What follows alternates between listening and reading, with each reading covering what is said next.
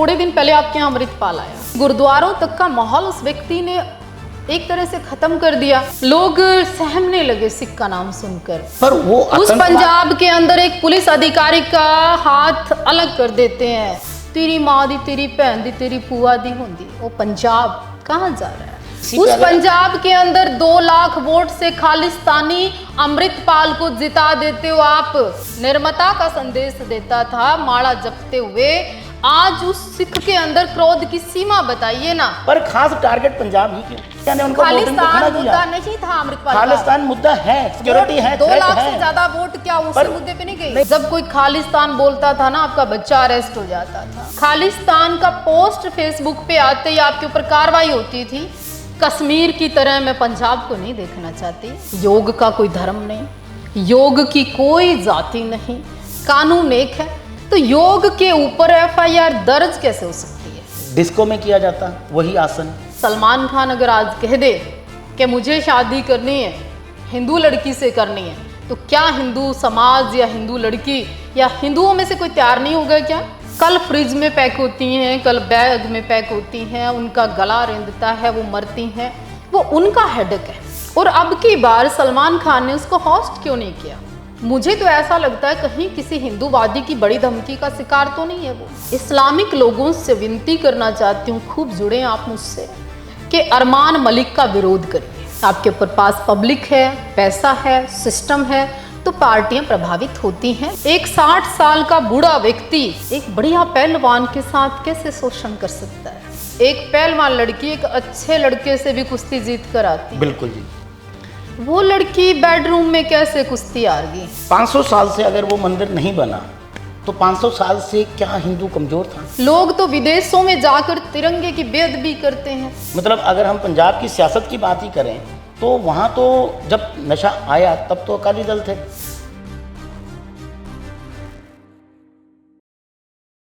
Public guardian देखने वाले सारे दर्शकों ਨੂੰ प्यार भरी सत श्री अकाल, नमस्कार ਤੇ आदाब।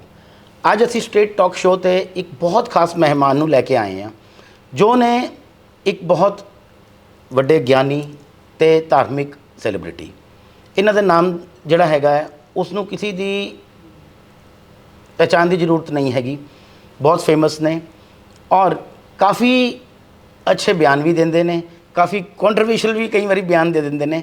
बट अगर असीं इन्हां दे जीवनी के उपर गल करिए तो मैं कहना वो एक बाकी बच्चों लई ते दुनिया लई प्रेरणादायक जीवनी है इन्हां दी, जिन्हां दा नाम है जी साध्वी देवा ठाकुर। अज असीं हरियाणा के एक गाँव है जी बरास, जिथे साध्वी जी का डेरा है।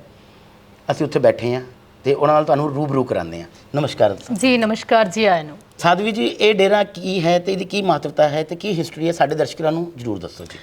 जी बिल्कुल। श्री माता बाला सुंदरी देवाजी धाम इसका नाम है और ये गांव ब्रास में स्थित है, जो कि ज़िला करनाल में पड़ता है, हरियाणा के अंदर।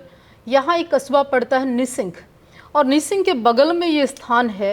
और ये आज से नहीं है, सन 98 से, जब मात्र हम 10 या 11 साल के होंगे तब से। और 10 या 11 साल के बच्चे के दिल में कोई प्लान या कोई एक भूमिका नहीं होती। उस समय होती है एक श्रद्धा, भोलापन, बचपना। उस समय 98 में 11 जनवरी को इस मंदिर की शुरुआत हमने अपने ही ज़मीन में, अपने ही पिताजी की ज़मीन में शुरू किया था। तब नहीं पता था कि ये धाम एक दिन भव्य होगा, श्रद्धालु होंगे, आलोचक भी होंगे, वाद विवाद भी होंगे, धार्मिक कार्य भी होंगे, राजनीति सम्मिलित हो जाएगी, मुद्दे आएंगे और वो प्रज्वलित हो जाएंगे। तो 98 में जब शुरू किया, यहाँ एक साधारण से एक खेत की ज़मीन थी। और शुरुआत जब करी, ना पैसे थे, ना संपन्नता थी, ना लोग हमारे पास थे। बस एक मंदिर का भाव था, देवी के प्रति एक सच्ची श्रद्धा थी। और अखंड ज्योत उस दिन हमने जलाई थी 11 जनवरी को। और वो आज कितने साल हो गए आप गिन सकते हैं, वो तकरीबन चल रही है। और यहाँ पर राजनीतिक, सामाजिक, हर वर्ग का व्यक्ति, हर धर्म का व्यक्ति मुझसे मिलने आता है। और ये कंटिन्यू कार्य चल रहे हैं। विशेष मान्यता है इसकी कि 26 जनवरी को यहाँ एक बड़ा विशाल जागरण होता है। इसके अलावा यहाँ पे अनुष्ठान होते हैं, माँ बगलामुखी अनुष्ठान, पितृ अनुष्ठान, महारुद्र अभिषेक। मतलब श्रद्धालुओं की यहाँ पर एक अति श्रद्धा है, जिसमें विशेष तौर पर देवी की पूजा करने यहाँ लोग आते हैं।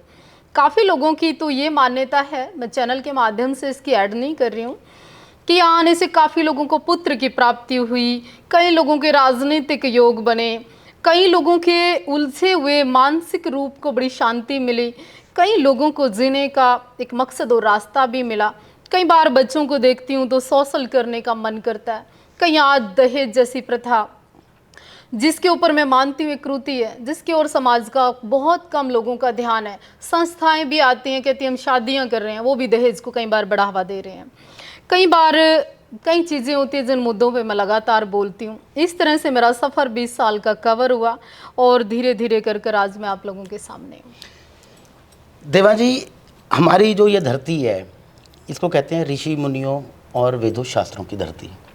आपका कैसे झुकाव हुआ इस आध्यात्मिक दुनिया की तरफ?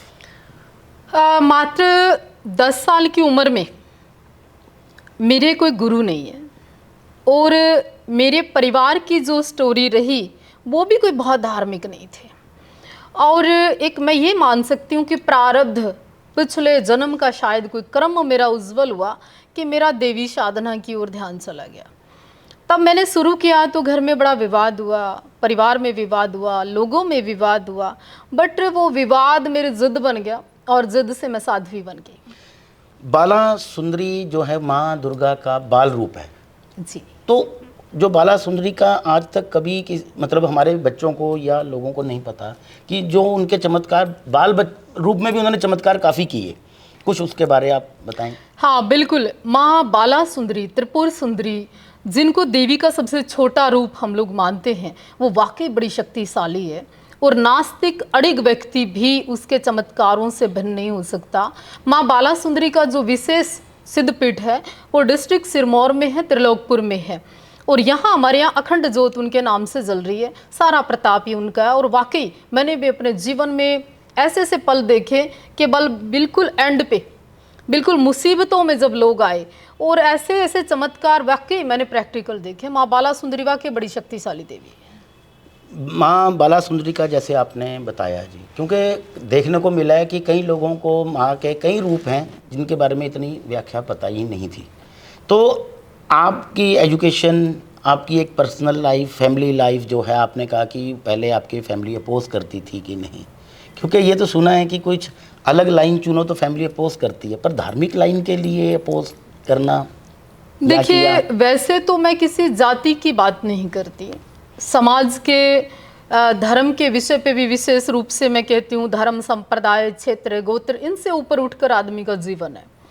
पर जब मैंने जहाँ जन्म लिया और एक राजपूत परिवार है, और राजपूत परंपराओं के अनुसार अगर उनकी बेटी अचानक से साध्वी या साधु का रूप धारण करे, सामाजिक पर्दा प्रथा से ऊपर उठ के चले, नियम कानून तोड़ के सामाजिक सी बात करे, तो राजपूत समाज में ये चीज़ें बड़ा कम डाइजेस्ट होती हैं, कम लोग एक्सेप्ट करते हैं, कम लोग इस और स्वीकार करते हैं कि हमारी बेटी साधु हो।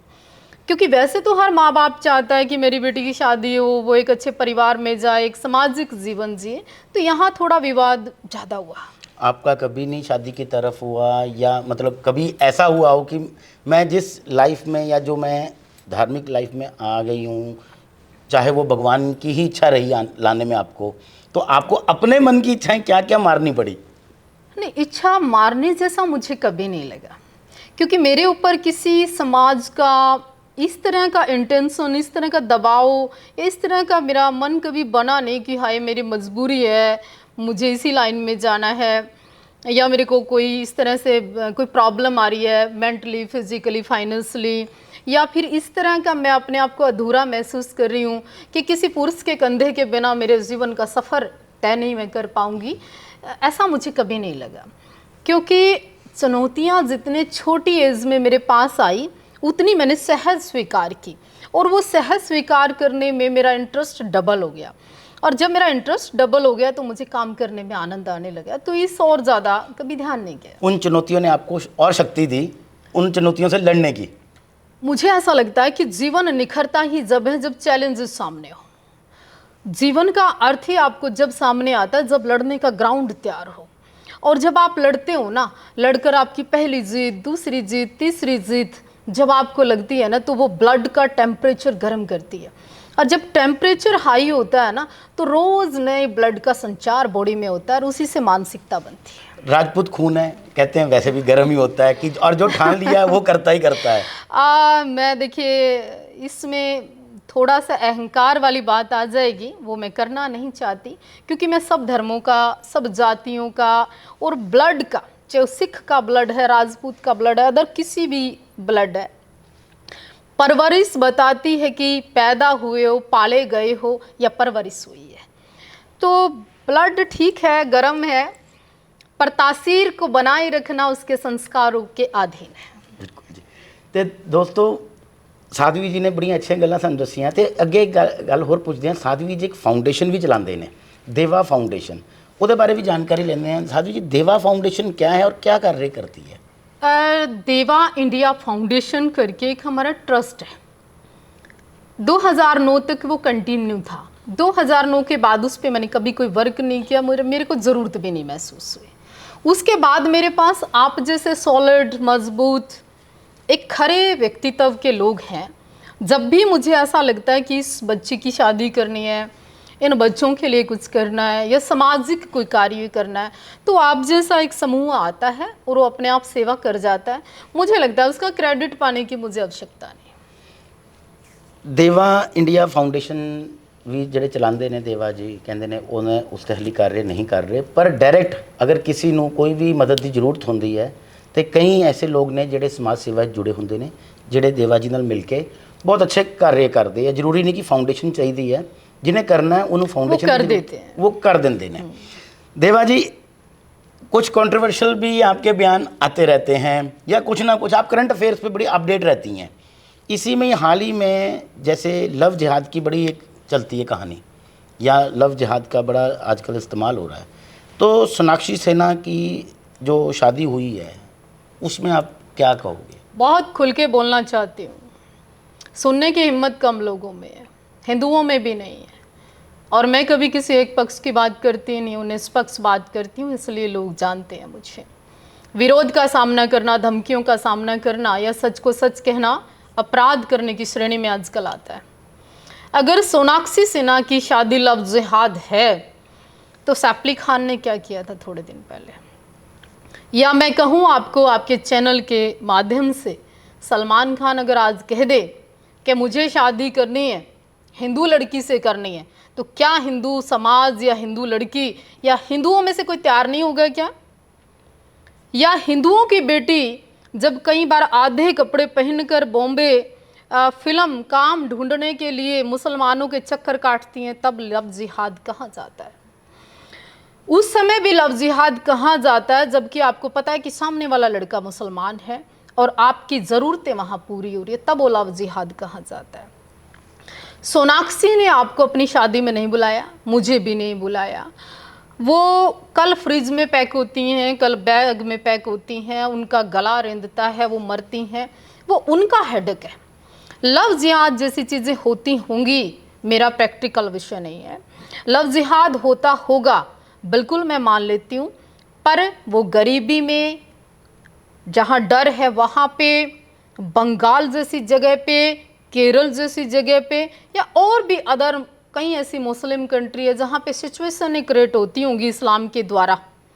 पर भारत के अंदर आज़ादी में देश का प्रधानमंत्री हिंदू है, आपके जितने पार्लियामेंट में लोग बैठे हैं मैक्सिमम हिंदू बैठे हैं, आपके कई प्रदेश के मुख्यमंत्री एक दबंग छवि के लोग हिंदू बैठे हैं, उसके बाद भारत के अंदर लव जिहाद हो जाए तो शर्म आनी चाहिए। हम लोगों को शर्म आनी चाहिए, सनातनियों को शर्म आनी चाहिए, जो हिंदू तबका और संगठनों को, कि आपके होते आपकी बेटी का लव जिहाद हो जाए और आप चुप हैं, फिर कैसा देश, कैसा कानून। जैसे आपने सैफ अली खान का जिक्र किया, उनकी भी दोनों बीवियां, या अभी भी करीना कपूर जो हैं हिंदू उससे ही हैं, और आमिर खान की दोनों बीवियां, इनको हिंदू लड़कियां ही मिलती हैं, अपने समाज में नहीं मिलती, या हमारे हिंदू समाज की लड़कियों को सिर्फ इनमें ही अच्छे पति दिखते हैं, अपने कम्युनिटी में नहीं दिखते? जी देखिए, कसूर किसी एक इस्लामिक व्यक्ति का नहीं, या किसी हिंदू बेटी का नहीं। हमारा जो स्ट्रक्चर है, हम विपरीत के प्रति आकर्षित आज से नहीं होते हैं, बहुत पहले से है। ये नेचर की प्रक्रिया भी है, तो उसको आप डिनाई नहीं कर सकते मिस्टर। उसको हम नेचर, ज़रूरत या माहौल या कंपनी भी कह सकते हैं। कभी कभी आप किसी के उस एरिया में वर्क कर रहे हैं, कंपनी कर रहे हैं, साथ रह रहे हैं, एक ऑटोमेटिक एक उसके प्रति अट्रैक्शन बनता है, और वहाँ माहौल क्या पैदा होता है उस दौरान, मुझे ना तुम मुसलमान दिखते हो ना तुम्हें मैं हिंदू दिखती हूँ। बिल्कुल। तो वो सिचुएशन है भारत के अंदर भी है, पैदा होती है। मतलब भारत एक ऐसा फूल है जिसमें हर प्रकार के अलग अलग रंग के पत्तियां हैं, अलग अलग ब्रांचेस हैं। बिल्कुल, वाई नॉट, मैं इसको एक्सेप्ट करती हूँ। और दूसरी बात, धर्म का ही नाम लेकर हर वक्त विवाद करना ये कहीं का मसला नहीं। धर्म बड़ा कि पॉलिटिक्स बड़ी जी? देखिए, राजनीति आज धर्म के ऊपर हैवी होती जा रही है, जबकि राजनीतिक लोगों को, चाहे वो हिंदू हो, सिख हो, इस्लामिक हो, ईसाई हो, उसका और राजनीति का धर्म के ऊपर हैवी होना नुकसानदायक है। चाहे मैं अपनी भी बात करूं, आजकल मठों में, मंदिरों में, या यहाँ तक की बात करूं मैं गुरुद्वारों के अंदर भी राजनीतिककरण कहीं ना कहीं आज मिक्स होने लगा, और वो मिक्स होके हमारे अंदर जाने लगा। यही कारण है कि धर्म का लॉस होता जा रहा है। धार्मिक लोग राजनीति की तरफ जा रहे हैं या राजनीति धार्मिक लोगों की तरफ जा रही है? मुझे लगता है कि राजनीति धार्मिक लोगों को जकड़ने का काम करती है। उनको पता है राजनीतिक मंजे हुए खिलाड़ियों को कि साध्वी देवा ठाकुर को 20 लाख लोग देख रहे हैं, तो वो हाईजेक करते हैं वोट के लिए, पब्लिक के लिए, समाज के लिए, उसकी आवाज़ को अपनी आवाज़ बढ़ाकर चलाने के लिए। उस समय धर्म बदनाम होता है, उस समय धर्म की हानि होती है। और हम जैसे संत, हम जैसे भोले भाले लोग जिनको राजनीति की ABC नहीं आती है, कभी कभी हम लोग उसका शिकार हो जाते हैं, जिससे मठ बदनाम होता है, मंदिर बदनाम होता है, धार्मिक लोग जो भोले भाले हैं उनका शोषण हो जाता है। इसी धार्मिक स्थानों की अगर बात करें जी, हरियाणा में एक डेरा है बाबा राम रहीम का, बहुत फेमस और चर्चित है। उनको जब चाहे पैरोल मिल जाती है, आपका उसके बारे में क्या कहना है कि वो राजनीतिक मठ है या डेरा है, या वो राजनीति उनको इस्तेमाल कर रही है? देखिए, बड़ा गहरा और विचित्र सा विषय है। 5 लाख 5 करोड़ लोग जिस व्यक्ति से जुड़ जाए उसको मिनी गॉड भी कह सकते हैं। बिल्कुल जी, मानते हैं आप? बिल्कुल बिल्कुल। अगर 5-7-10 हज़ार या 20 लाख लोग मेरे साथ हाथ जुड़े हैं, तो जो मैं अपनी आवाज़ कहने में सक्षम हूँ, किसी राजनीतिक पार्टी को अपनी ओर आकर्षित करने में सक्षम हो सकती हूँ, तो बाबा राम रहीम क्यों नहीं? उनके ऊपर तो केस भी ऐसे उनके ही अनुयायियों ने डाले हैं कि जो इसी भारतीय जनता पार्टी ने, इसी राजनीतिक दल ने राम रहीम को अंदर भी तो किया। बिल्कुल जी। वो आप भी से कैसे इग्नोर कर सकते हैं? कानून भारत का सबके लिए सामान्य है।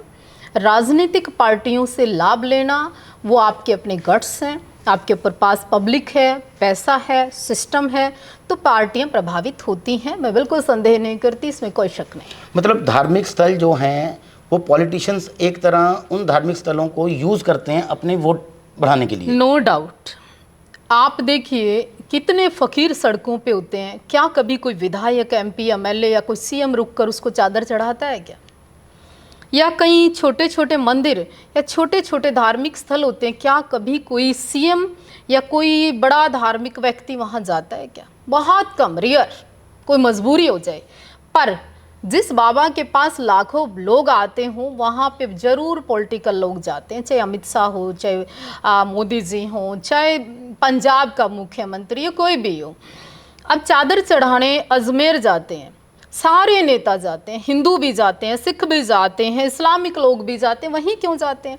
आपको पता है पॉलिटिकल एक बड़ा तबका आपको इसके बाद देखना शुरू करता है। तो वाकई पॉलिटिकल राजनीतिक लोग मठों को कहीं ना कहीं कब्जा कर रहे हैं। मतलब आज की डेट में धर्म जो है वो राजनीति के शिकंजे में जकड़ा जा रहा है। नहीं, धीरे धीरे बड़ी कोशिश है, और इस कोशिश को भगवा और राजनीति में आ जाए तो डबल आकर्षण बने। क्योंकि यहाँ पे मैंने हरियाणा में बहुत पहले एक स्टोरी देखी थी जी, बाबा रामपाल, उन्होंने तो ज्ञान और शास्त्री अपना अलग ही बना लिया था, ग्रंथ ही अपना अलग लोगों को उन्होंने कर लिया था। वो मतलब ये हरियाणा में बहुत अच्छे ऋषि मुनि, इतनी महान जगह, यहाँ कुरुक्षेत्र है जहाँ पे ब्रह्म सरोवर वगैरह सब बहुत महान लोग हुए, तो बीच में जैसे ये बाबा रामपाल, बाबा राम रहीम, ये कहीं आपको लगता नहीं कि धर्म के नाम पे थोड़ा सा मतलब लोगों को विचलित भी करते हैं? सिंह साहब, हरियाणा की बात नहीं है। थोड़े दिन पहले आपके यहाँ अमृतपाल आया, बिल्कुल जी। थोड़े दिन पहले आपके यहाँ भी एक बाबा पैदा हुआ। आपके यहाँ तो मानिए गुरु ग्रंथ साहब जी महाराज, बाकी किसी को मत्था नहीं टेकना। बिल्कुल वो जी। तो खुद को मसीहा बना बैठा था। अंदर बैठे एक व्यक्ति को आपने एमपी बना दिया। बाबा के नाम पर कठोर एक लोगों को नशा छुड़वाने के नाम पर युवाओं को भटका दिया। आपको गर्म ख्याली पैदा कर दिया। आपको सनातनी नहीं बल्कि गैर स्टेट से नफरत, गैर हिंदू से नफरत, मतलब केवल सिख, और वो भी गुरुद्वारों तक का माहौल उस व्यक्ति ने एक तरह से ख़त्म कर दिया। तो पैदा बाबा हरियाणा में ही नहीं, पंजाब में, यूपी में, बागेश्वर में, राम रहीम, बाबा रामपाल जी महाराज, आशाराम बापू राजस्थान, ऐसे बाबा टाइम टाइम पर आते रहते हैं, पर कानून सबके लिए बराबर है। और ये राजनीति का शिकार भी होते हैं। राजनीति तो देखिए फिर समय भापती है। आज बागेश्वर के पीछे कितनी पब्लिक है। बिल्कुल जी। आप धीरेन्द्र शास्त्री को कुरुक्षेत्र चुनाव में लाया जाता है, धीरेन्द्र शास्त्री को राजस्थान लाया जाता है। जरूरी नहीं कि धीरेन्द्र शास्त्री जहां जाएंगे वो एमपी जीत जाएगा, जरूरी नहीं कि वहां का वही व्यक्ति, तो फिर क्या माने आप। तो कभी कभी क्या होता है, ये जो युग जो चल रहा है ये बाबाओं का युग है, बाबा जी का युग है, साध्वी जी ने कहा। और योगी जी हमारे यूपी के सीएम भी हैं, वो भी एक बाबा हैं जो अच्छे लेवल पे बाबा हैं और राजयोग भी ले रहे हैं। क्या सन्यासी का राजयोग लेना उचित है जी? क्योंकि शास्त्रों में तो ये कहा गया है कि जो राजयोग भुगतता है वो सन्यासी नहीं हो सकता, पर राजा सन्यासी हो सकता है। किसी एक पर हम, किसी एक धर्म पर हम, किसी एक विषय पे ही हम रुक नहीं सकते। जो कार्य मैं इस साधारण रूप में सन्यासी होकर कभी कभी नहीं कर पाती, वो राजनीतिक पावर भी अगर मेरे पास हो तो मैं डबल कार्य कर सकती, लोक भलाई के लिए।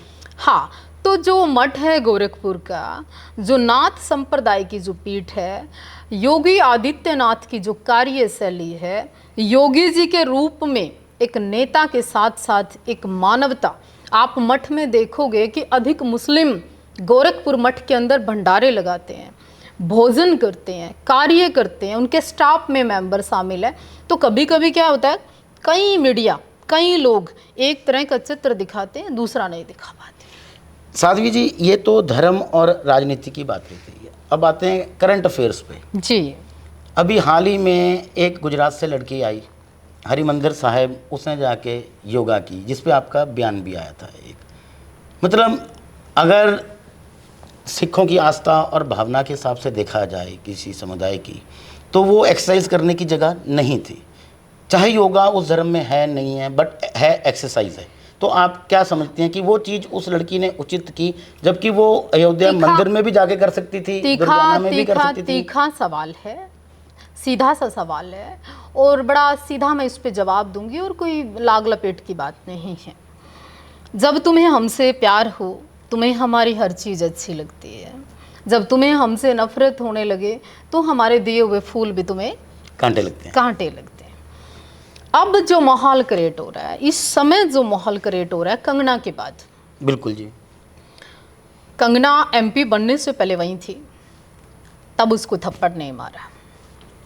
एक राजनीतिक दल की एक नेता आती है, कुलविंदर का गुस्सा जागता है, उसको किसान आंदोलन याद आ जाता है और वो उसको थप्पड़ मार देती है। उसके यहाँ देश में एक माहौल क्रिएट होता है, हिंदू सिख, सिख हिंदू, एक इंसल्ट की गई। तुरंत प्रभाव से जो प्रकरण हरमंदिर साहिब में हमारी पूरी आस्था है, वहाँ पे योग करना, पर्टिकुलर उस परिक्रमा मार्ग पर योग करना, उस जगह पे योग करना विवाद का विषय बन गया।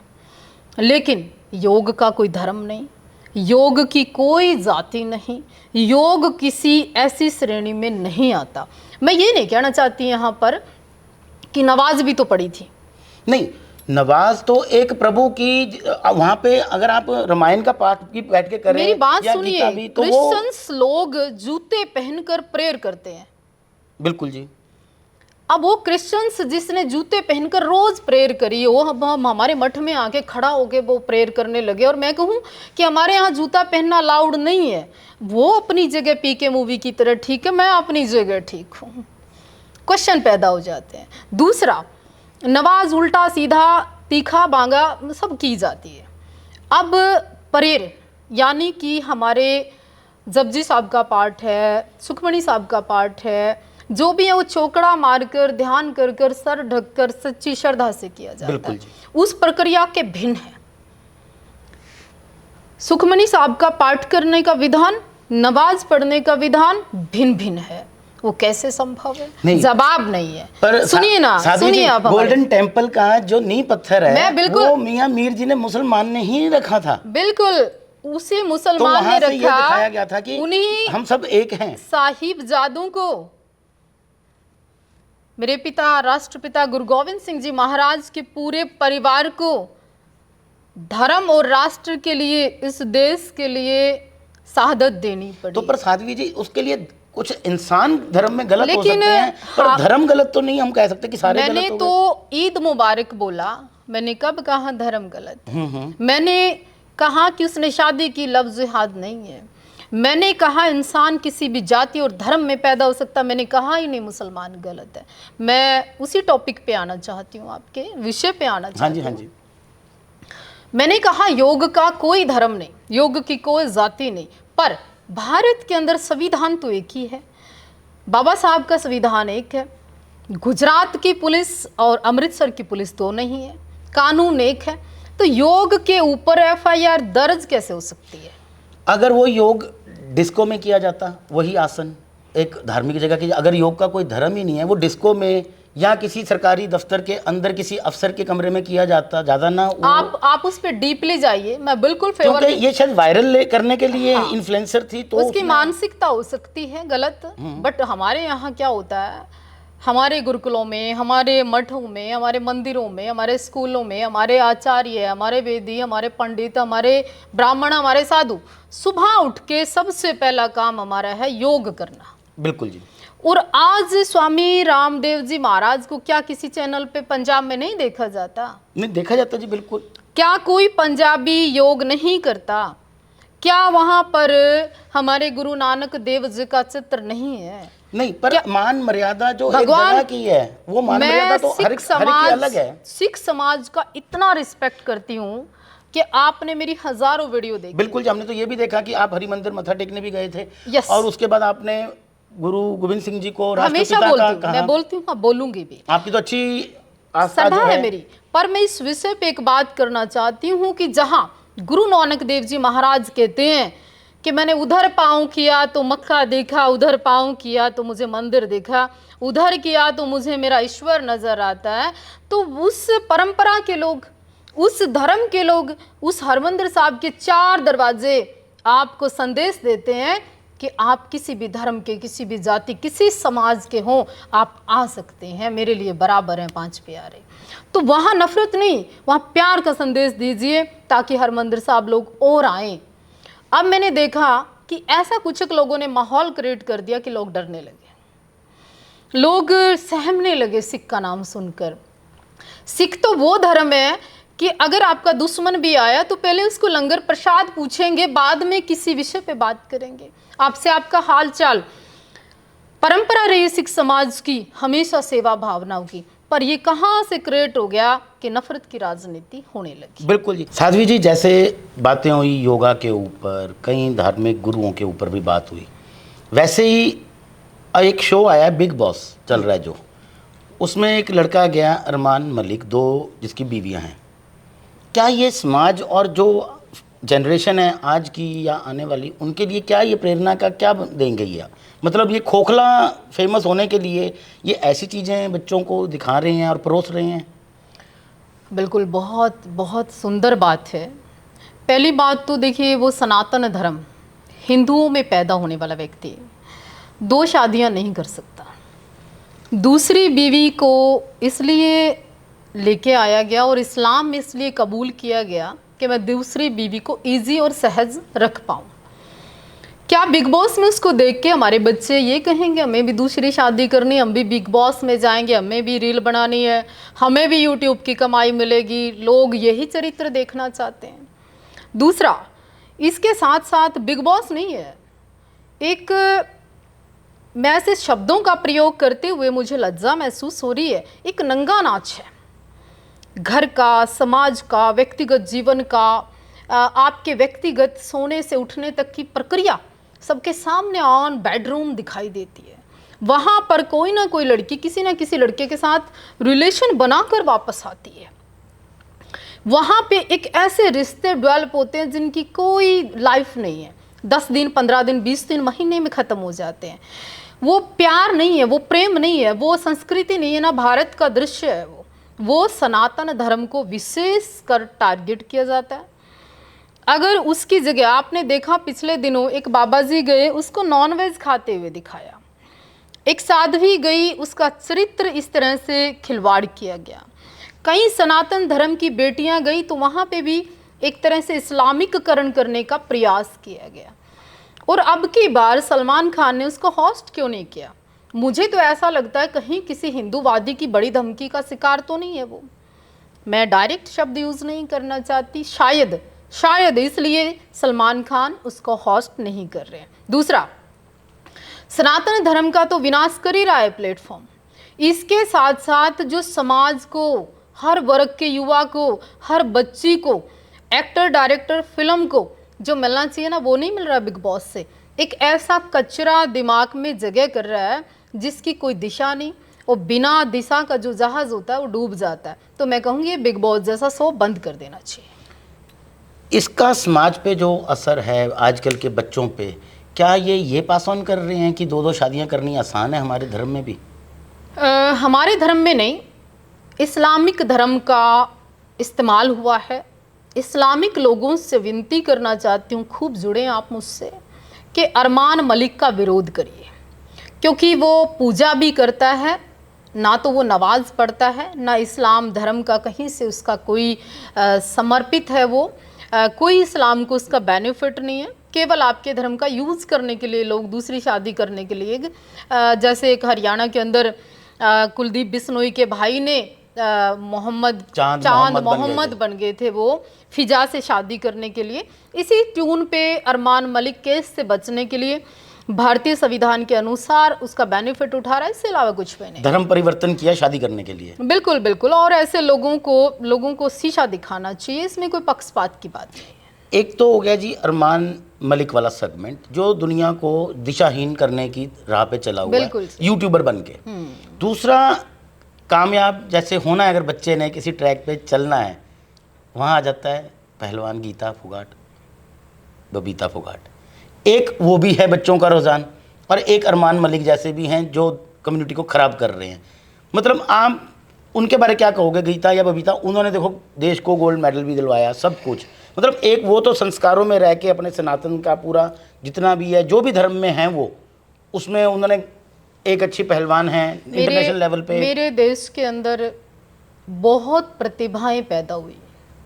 इन लड़कियों से पहले भी बहुत पहलवान हुई, इन लड़कियों के बाद भी बहुत पहलवान हुई। पिछले दिनों पहलवानों का बड़ा विवाद भी हुआ, शोषण हो गया था। शोषण पहलवान का कैसे हो गया? चलो वो तो एक राजनीतिक नहीं, था जो उनके मैं साथ एग्री हुआ। करती नहीं हूँ। आप अखाड़े में 1 घंटा कुश्ती कर सकते हो, आप पहलवान, आपको आपके माँ बाप कई किलो दूध पिलाकर बनाते हैं। एक पहलवान लड़की एक अच्छे लड़के से भी कुश्ती जीत कर आती है। बिल्कुल जी। वो लड़की बेडरूम में कैसे कुश्ती हार गई? वो लड़की, एक पहलवान का भी अगर शोषण हो सकता है, बलात्कार हो सकता है, तो हम पहलवान फिर बनाते किसके लिए? अपनी फाइट के लिए, अपने डिफरेंस में लड़ने के लिए, सेल्फ डिफेंस के लिए, अपनी ताकत को दिखाने के लिए। देखिए, एक 60 साल का बूढ़ा व्यक्ति एक बढ़िया पहलवान के साथ कैसे शोषण कर सकता है? अगर आप मेंटली प्रिपेयर नहीं है। विवादा है, विषय है, पर तथ्य है और सत्य है। नहीं, कई जगह शोषण तो देखो इसके साथ नहीं जोड़ते, शोषण पर होता है जब शोषण तो। शोषण होता है, मान लिया, एग्री करती हूँ मैं, पर जब तक किसी लेडी की मानसिकता, जब तक किसी लेडी का सामने से कोई प्रतिक्रिया और कहीं ना कहीं एक दबे शब्दों में हाँ नहीं होती, कोई भी बढ़िया से बढ़िया पुरुष उसका बलात्कार करने में कामयाब नहीं हो सकता। एक रियर चांसेस छोड़ के निर्भया जैसे कांड हो गए, सामूहिक बलात्कार हो गया, एक कहीं ना कहीं ब्लैकमेलिंग होगी, कहीं ना कहीं देश में अत्याचार हो गया, दरिंदा हो गया सामने वाला, वो विषय अलग है। पर जो कई बार झूठे बलात्कार जैसे केस, 376 जैसी धाराएं, कई बार दहेज जैसी चीज़ों में, कई बार मुझे ऐसा लगता है पुरुष आयोग भी होना चाहिए। बिल्कुल। पुरुषों का दर्द और तकलीफ कई बार महिलाओं के द्वारा भी बहुत दी जाती है। कई बार पुरुष घर की चार दीवारी में शोषण के शिकार होते हैं, उस विषय पर भी बोलना चाहिए, टच करना चाहिए। शोषण से ही अगर बात करते हैं जी, मणिपुर में शोषण हुआ, सारे न्यूज़ चैनल और न्यूज़पेपर में था कि वहाँ औरतों का जो बहुत घिनौना शोषण हुआ, जिसको बयान करना भी मुश्किल है। उसके बारे में आप देखिए, अब मैं कहूँ अपील कर दूँ कि नहीं गवर्नमेंट को एक्शन लेना चाहिए, नहीं मैं अपील कर दूँ कि सरकारें चुप क्यों हैं, मैं कहूँ कि तुम्हारे मुंह में दही जम गई, मैं कहूँ कि तुम मैं भारत के अंदर ही आता है मणिपुर, मतलब शब्द है, वो गवर्नमेंट का काम है, एक्शन लेने का काम है। भारत सरकार को औरत की इज्जत सबसे ऊपर है, उसके ऊपर वो काम कर रहे हैं और करेंगे। वही बात आ जाती है कि राजनीति जहाँ है वहाँ तो क्या औरत, बच्चा, बूढ़ा या कोई भी कैटेगरी का इंसान हो, उसके लिए कोई दया धर्म कुछ नहीं रहता राजनीति में। फर्क है, आपके मेन चेयर के ऊपर जो राजा बैठा है देश का, वो कितना आपकी समता को, आपकी इमेज को, आपके संस्कृति को, भारत के हृदय को, हर कोने को कितना टच कर पाता है। संस्कृति में अगर बात करें, पढ़ा लिखा इंसान काम बढ़िया रहता है कि अनपढ़ इंसान अच्छा रहता है? दोनों चीज़ों का अनुभव देखा जाता है। मैं कैसे कह दूं कि देश का प्रधानमंत्री अनपढ़ बना दो? मैंने नहीं कहा जी। मैं कैसे कह दूं कि आप मुख्यमंत्री अनपढ़ चूज करके भेज दो? मैं कैसे कह दूं कि मेंबर ऑफ पार्लियामेंट आपका अनपढ़ होना चाहिए? पर कभी कभी हमारे धर्म गुरु, हमारे ऐसे शिक्षा देने वाले लोग, कभी कभी हमारे समाज को चलाने वाले लोग अनुभव के आधार पर भी काम करते हैं। अनुभव थे अगर हम काम करते होते तो हमारी संस्कृति इतनी विचलित हो जाती जी? नहीं, धारा 317 इसी दौरान टूटी, काम हुआ जो जिगरा चाहिए करने को।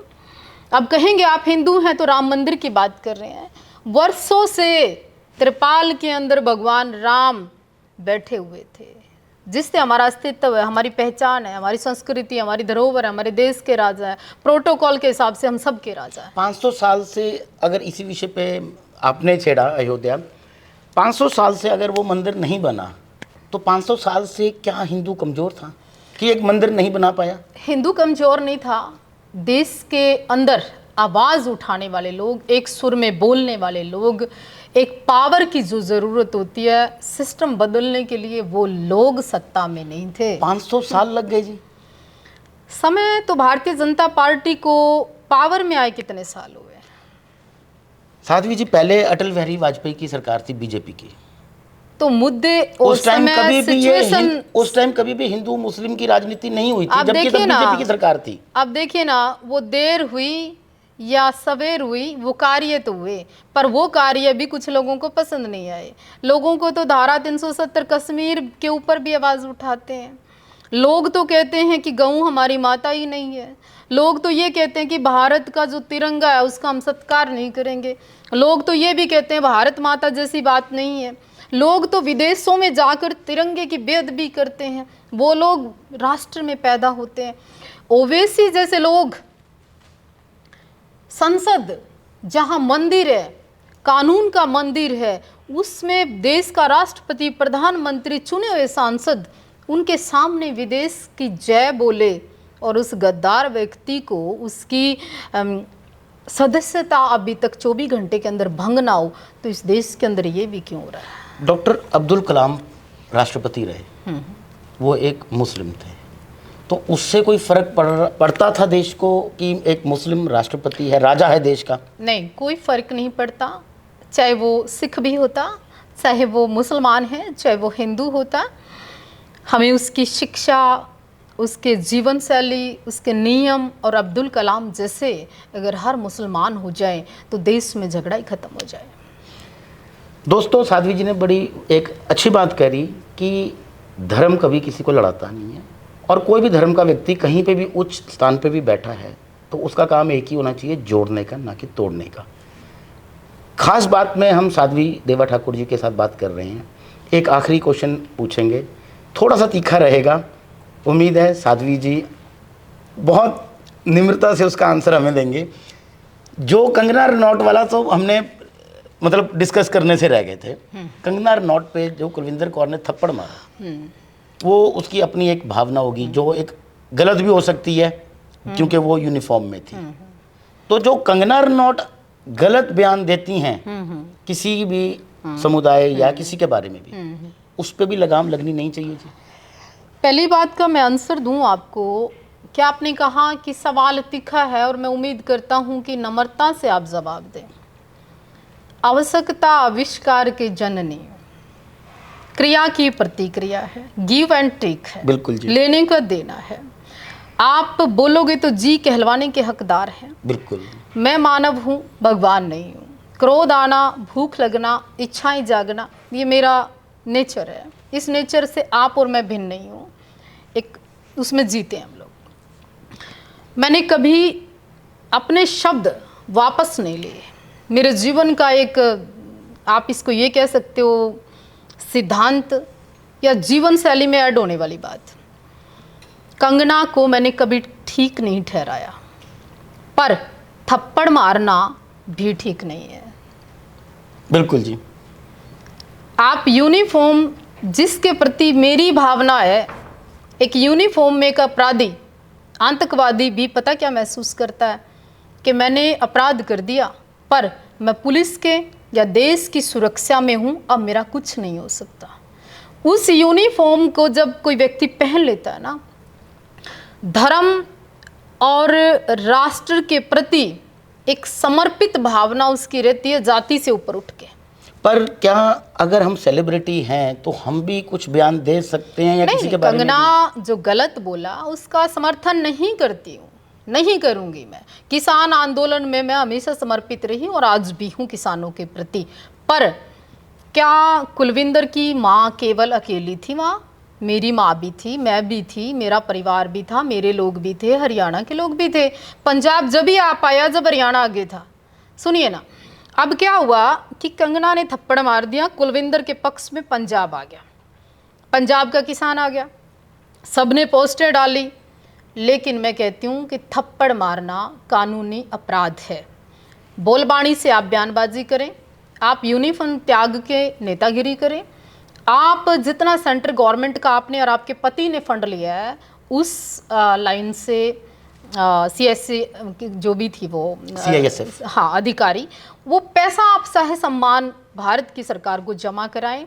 आप आने वाले चुनाव में एक नेता बने, पार्टी आपको टिकट देगी पंजाब से, आप चुनाव लड़ें और फिर बयानबाजी करें और फिर बयानबाजी कर कर उसका जवाब मांगे। अब ये नहीं है, पक्षपात नहीं है। मैं कहूँ कि नहीं भाई, कंगना ने उसकी माँ को बोला, उसके बाप को बोला और आते ही थप्पड़ मार दें, और थप्पड़ मार के फिर सोशल मीडिया पे ड्रामे की क्या आवश्यकता है? देखिए, क्या मैं सिखों को ये सिखाऊं कि अपने बच्चों को कलम की जगह 47 पकड़ा दो? क्या मैं ये सिखाऊं कि गुरबाणी ये कहती है कि आए हुए अतिथि का सत्कार नहीं, दुराचार करें? क्या मैं ये सिखाऊं कि अपने घर पे आए व्यक्ति का अपमान करें? पंजाब उनका घर था, वो वहाँ पे तैनात थी, वो उसकी सिक्योरिटी में थी। कुलविंदर का ये जो कदम था थप्पड़ मारना, मैं इसकी घोर शब्दों में निंदा करती हूँ। लेकिन कंगना ने जो बयानबाजी की, मैं उसका भी समर्थन नहीं करती। देवा जी, जैसे आपने कंगना का कहा कि जो हुआ उनके साथ भी गलत हुआ, और जो वो उन्होंने कहा, उनके जो बयान होते हैं आप उनको भी निकार करती हैं कि वो गलत बयान करती हैं। तो एक आपका इसी से कनेक्टेड बयान था जिसमें आपने कहा था कि पंजाब आतंकवाद की ओर चला गया है या आतंकवाद।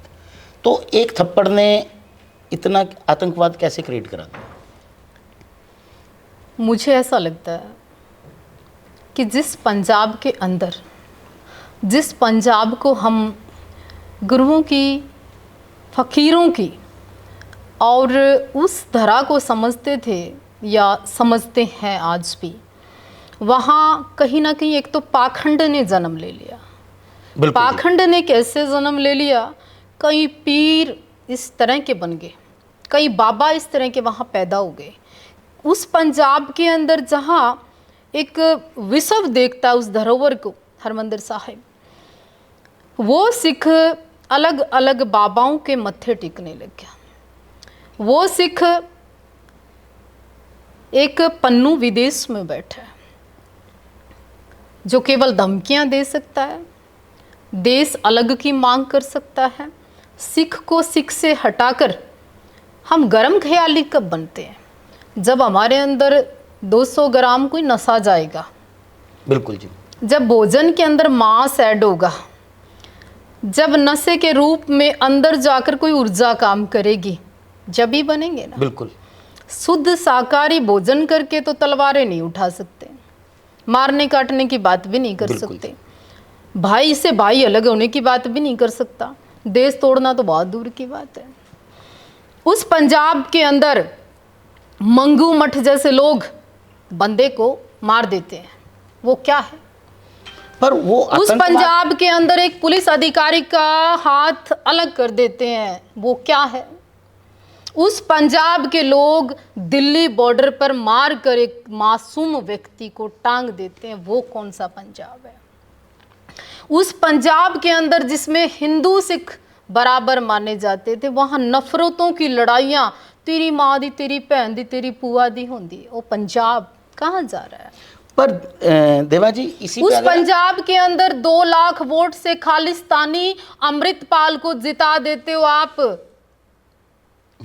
वो 2 लाख वोट आप किसी व्यक्ति को देते जो आपके पंजाब को पंजाब रहने देता। जो विदेशों में आपके बच्चे नौकरी करने जाते हैं वो नहीं जाते, उस धरोहर को मजबूत करना। पर वोट तो जनता की आवाज है जी, वो तो उनके, कौन सी जनता? जो जनता ने वोट डाला, कौन सी और जनता? इलेक्शन कमीशन ने अमृतपाल को लड़ने का मौका दिया। मेरे देश कॉन्स्टिट्यूशन ने दिया। मेरे देश का कानून लचीला है, उसी की बात कर रही हूँ। मेरे देश के संविधान में यही लचीलापन है, नहीं गलत कह सकती। मैं कानून से बंधी हुई हूँ, मुझे पता है मेरी लिमिटेशन कि मैं कितना बोल सकती हूँ, यही मेरी मजबूरी है। पर उससे एक पूरी स्टेट को आतंकवाद डिक्लेयर कर देना क्या जायज है? ऐसे तो गुजरात में दंगे हुए, मणिपुर तो फिर बहुत ज्यादा आतंकवाद हो गया, जहां बहुत तो इतने कौन दंगे मना होते थे। करता है? तो गुजरात में तो गोधरा कौन कांड मना हुआ। करता है? गोधरा कांड नहीं हुआ। किसने मना किया केरल में हिंदू नहीं कटे? अगर नशा पंजाब में- किसने मना किया कि कई जगह पे बम विस्फोट नहीं, हुए? अगर नशा कौन कहता है कि ड्रोन से हथियार देवा पंजाब जी, में नहीं अगर आते? नशा पंजाब में पकड़ा कौन जाए कहता है तो कि पंजाबी वहां पर नशेड़ी- नशे ने युवाओं को खत्म नहीं कर दिया? कौन नहीं कहता कि पंजाब का युवा आज पंजाब की संस्कृति, पंजाब का खून, पंजाब की विरासत और पंजाब की जवानी विदेश में धक्के खा रही है? क्यों? बॉलीवुड में कितने हीरो हीरोइन हैं जहां महाराष्ट्र में नशा नहीं है? क्या? सबसे ज्यादा नशे की तस्करी गुजरात मुंद्रा पोर्ट से, वो महाराष्ट्र पंजाब में नहीं है? नहीं। अगर हम कंपेयर करें, सिट्टा नहीं है पंजाब उड़ता में। पंजाब तो बन गई, उड़ता महाराष्ट्र, मानते उड़ता हैं ना, हिमाचल, एक्सेप्ट नशा- करने की हिम्मत है ना? नहीं, नशा तो हर स्टेट में है। आज नशा जो तो हर एक- केसधारी सिख निर्मता का संदेश देता था माला जपते हुए, आज उस सिख के अंदर क्रोध की सीमा बताइए ना। पर खास टारगेट पंजाब ही क्यों? नहीं, पंजाब हमारा है चिंता का विषय। क्योंकि हरियाणा तो इतना प्यार करता है, हरियाणा वाले तो खुद कहते हैं, या हिमाचल वाले कि पंजाब हमारा बड़ा भाई है। कल तक ना पानी पे लड़ाई थी, ना कंगना पे लड़ाई थी, ना जब से कुछक आंदोलनकारियों ने, जब से कुछक आंदोलन जीवियों ने, जब से कुछक खालिस्तानियों ने, जब तक कई गरम ख्यालियों ने, जब तक सियासती दानों ने जब पंजाब के ऊपर कब्जा किया, तब पंजाब को ये कमेंट सुनने को मिले। नहीं, अगर आप कहते हैं खालिस्तानी, ठीक है, वो एक विचार नहीं है क्या? नहीं, हम नहीं मानते उस चीज को जी। नहीं है, मैं उनमें से नहीं हूं जो नहीं मैं है, नहीं है, मुद्दा नहीं, नहीं है, विषय नहीं। विषय अमृतपाल को वोट किस विषय पे मिली, वो किस मुद्दे पे हमारे मिली? कॉन्स्टिट्यूशन ने लॉ, क्या खालिस्तान मुद्दा इलेक्शन नहीं? कमीशन ऑफ इंडिया ने उनको वोटिंग पे खड़ा खालिस्तान किया। मुद्दा नहीं था अमृतपाल का। खालिस्तान मुद्दा है, सिक्योरिटी है, 2 थ्रेट लाख है। से ज्यादा वोट क्या उसी मुद्दे पे नहीं गई? नहीं, पर साध्वी जी, पूरी जो पंजाब की जनता है वो खालिस्तान को सपोर्ट नहीं करती। मानती हूँ ना, उसी पंजाब से प्यार करती हूँ मैं वही कह रहा उसी हूँ ना, पंजाब की मैं बात करती आप हूँ। हरिमंदिर साहब जाकर आए, मैं जाती आपको हूँ ना। कैसा महसूस हुआ अंदर जाकर? मैं तो गुरु गोविंद सिंह जी महाराज को अपना पिता मानती हूँ, राष्ट्रपिता की कहती हूँ कि गवर्नमेंट घोषित करे। सिखों के बलिदान से इतिहास सुना हुआ है। आपको अंदर कोई खालिस्तान नहीं मिला गुरुद्वारे में? सुनिए ना, सिख कुर्बानियों का एक बड़ा संदेश है। सिखों ने जब भी कुछ लिया लड़के लिया, पर मैं उस पंजाब को उड़ता पंजाब कह कह के, चिट्टे का पंजाब कह कह के, गुरुओं की धरती को, अमृतसर की उस धरा को जो अपवित्र करती है कुछक करतूतों से, वो नहीं करने दें। मैं तो अपील करती हूं। हाँ, मैं वही कह रहा हूँ कि कुछ सेगमेंट के लोग हैं जो है ना? गलत करते हैं, तो पर हर एक तो नहीं गलत। उसको गवर्नमेंट क्यों नहीं शिकंजा कसती थी? एक समय था जब कोई खालिस्तान बोलता था ना, आपका बच्चा अरेस्ट हो जाता था। बिल्कुल नहीं होता था? बिल्कुल जी, बिल्कुल। खालिस्तान का पोस्ट फेसबुक पे आते ही आपके ऊपर कार्रवाई होती थी। अब होती क्या? नहीं, मैं वही आपको क्यों बता नहीं रहा हूं होती? कि कुछ बंदे ये सपोर्ट कर रहे आप हैं। पार्टी की देन है। आपके खुद एक स्टेटमेंट थी विदेश से कि हमने फंड दिया, हमने केजरीवाल को यहाँ बुलाया, हमने उसको खालिस्तान की सपोर्ट के लिए फंड दिया, इसलिए पंजाब में सरकार बनी। उस विषय पे लोग चुप क्यों है? दही क्यों जमी हुई है? बोलिए ना। इसमें बात यह है कि अपना पंजाब की जो इंटरनल पॉलिटिक्स है वो एक बहुत बाकी राज्यों से बहुत डिफरेंट रहती है। मतलब अगर हम पंजाब की सियासत की बात ही करें तो वहाँ तो जब नशा आया तब तो अकाली दल थे। कश्मीर की तरह मैं पंजाब को नहीं देखना चाहती। मैं तभी कह रहा हूँ, पंजाब मैं तो बड़ा भाई नहीं कहूंगी, पंजाब हमारा हृदय है। 370 हटने के बाद कितने लोगों ने वहाँ प्लॉट लिया? मैं तो कितने कश्मीरी पंडित वापस गए? अरे कमाल कर दिया आपने। अब भिन्न लगता है कहाँ है हमारा ये सारा? नहीं, वो तो चलो है हमारा ही ये सारा। लेकिन मैं तिरंगा फहरा सकती हूँ लाल चौक पर। मैं वहाँ खड़े होकर इस कपड़े में कह सकती हूँ मैं कश्मीर घूमने आई हूँ। मैं उस कश्मीर की वादियों में खुली सांस ले सकती हूँ। लेकिन कई जगह तो आज हमारे देश के अंदर ये ऐसा माहौल बन गया कि मुझे डर लगता है ये कहते हुए कि कहीं यहाँ पर माहौल कोई और क्रिएट ना हो। देश बचाना जरूरी है कि कंट्रोवर्सी क्रिएट करना जरूरी है? देश को सियासतें ख़त्म करती हैं, राजनीतिक पार्टियां लड़वाती हैं, राजनीतिक टेबल पे राजनीतिक बहस होती है, पब्लिक उसका आनंद लेती है जिसका कोई बेनिफिट नहीं है, कोई विषय नहीं है। मेरे युवाओं को मैं कहूँगी, चाहे हरियाणा का है चाहे पंजाब का है, कि आप पढ़िए बढ़िए और इस धर्म और राजनीति से ऊपर उठ के आप अपने फ्यूचर की चिंता करिए। इन सियासतदानों ने पहले भी बहुत को मरवाया, बहुत को लड़वाया। दर्शकों के लिए आपके प्रेरणादायक शब्द? देखिए, सबसे पहले तो आपकी जैसी दृष्टि वैसी सृष्टि। अगर आपकी दृष्टि शुद्ध होगी, साफ होगी, अच्छी होगी मेरे प्रति, तो मेरा एक एक शब्द आपको अपने हित में नजर आएगा। और आपका अगर अंदर से दृष्टिकोण है, आप मुझे अंदर से लाइक नहीं करते और किसी एक विषय को सुनकर आप बैठे हैं, तो आपको ये मेरा पूरा इंटरव्यू समझ में नहीं आएगा। आप खुद विवेकशाली हैं, पढ़े लिखे हैं, पंजाब की जवानी में इतनी क्षमता है, वो कुछ भी कर सकती है पूरे वर्ल्ड में जाकर। उस पंजाब को बसाइए वापस, उजाड़िए मत। और पूरे जो लोग पंजाब के अलावा भी हैं, मुझे हरियाणा या अदर स्टेट से सुन रहे हैं, सुनना सीखिए। और सुनकर के एक बार हो सकता है मेरे भाव आपको समझ में ना आए, तो मेरी डीपली इंटेंशन, सोच, राय, व्यक्तिगत आपको लेके चिंतित हूँ, तो शब्दों का इस्तेमाल कर रही हूँ, उस पर ध्यान दीजिए। तो दोस्तों, ये थे साध्वी देवा ठाकुर जी हमारे साथ। इनका जो आश्रम है वो ब्रास में हरियाणा स्थित। इनसे काफ़ी अच्छी हमारी बात हुई और काफ़ी निम्रता और मिठास से हमारे हर तीखे क्वेश्चन का भी इन्होंने संयम से आंसर दिया। इससे पता लगता है कि जिसने साधना या भगवान की अच्छी आराधना की हो वो संयम में कैसे रहता है और वो अपने होश नहीं खोता और अच्छी तरह जवाब देता है। तो जुड़े रहिए हमारे साथ स्ट्रेट टॉक पे। और भी सेलिब्रिटीज़ और भी लोगों के साथ आपको रूबरू कराते रहेंगे। धन्यवाद। नमस्कार जी।